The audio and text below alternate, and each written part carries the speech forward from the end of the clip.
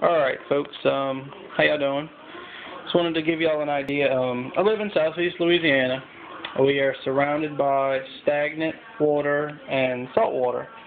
So in the event of a hurricane, it is really nice to have a still to purify some of that salt water. I don't use this for moonshine. I have a friend who makes some alcohols and stuff like that, ferments his own beer and everything. So I kind of know a little bit about it. They do have a guy who had on YouTube that has a very similar still, and everybody asks him about it. That's just a little worm or condenser going into the pot, and that is a mixing bowl. In this case, I forget what size it is, but went ahead and had the fitting on there, and like I said, I'm distilling water at right above boiling, right at boiling. Held together by clamps. Worm getting it done, I do have a hydrometer. I'll talk to y'all a little bit about that right now. This is just something I had actually tested. Just to kind of like prove to y'all that I'm not making moonshine here. Let's go ahead. This is a good idea to I'll talk to y'all a little bit about the hydrometer because a lot of people have questions about that, I see as well.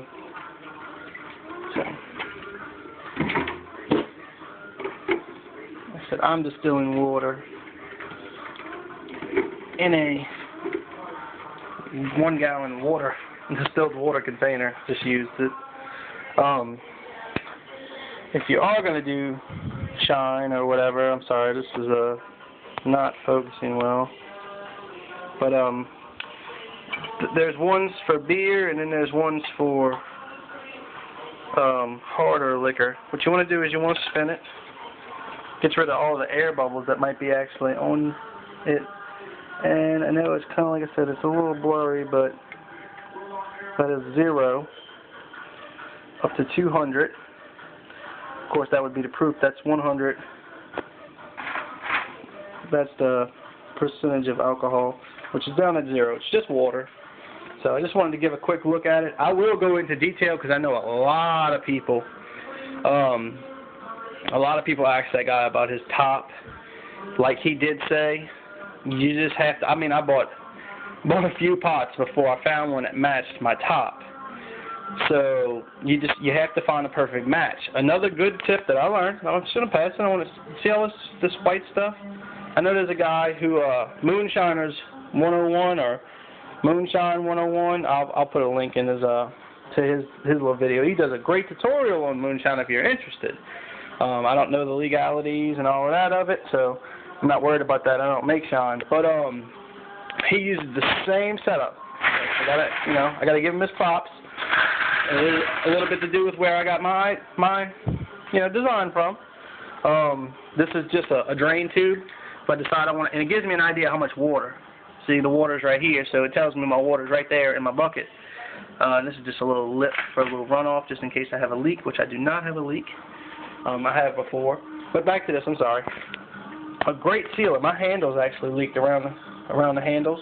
You can kind of see that little drip. That's from just water before. Flour.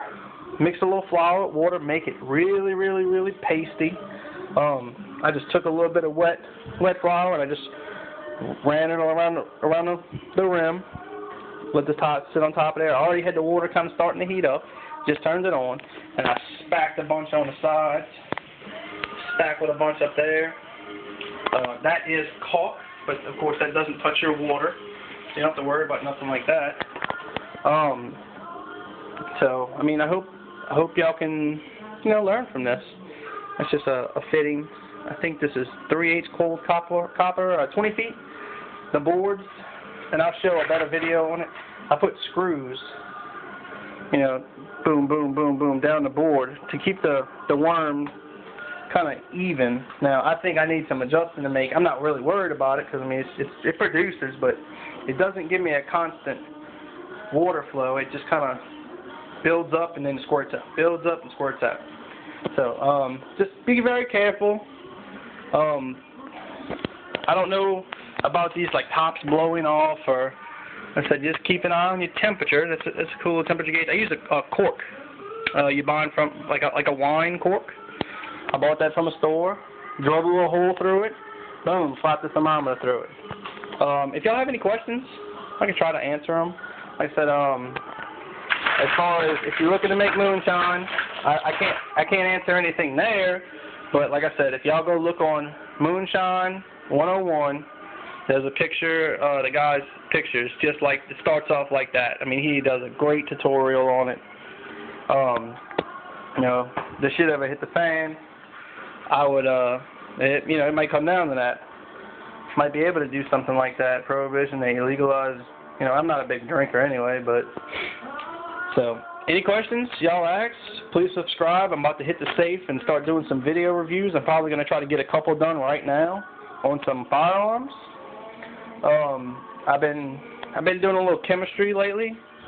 It kind of involves with my job, so I'm kind of learning and educating myself on some chemistry stuff, some not necessarily explosives, but some cool chemicals that you have kind of laying around the house that do some cool stuff. So y'all stay tuned. I'm talking about smoking aids and a little flash powder and some tritium and all kind of good stuff. So, some exploding targets. I do that. That's pretty nice. Make sure you do not transport that to the range like that, and make sure y'all range allows it. So I shoot on a somewhat private range, so it's owned by somebody, but I'm not going to mention it. So thank you very much. Bye.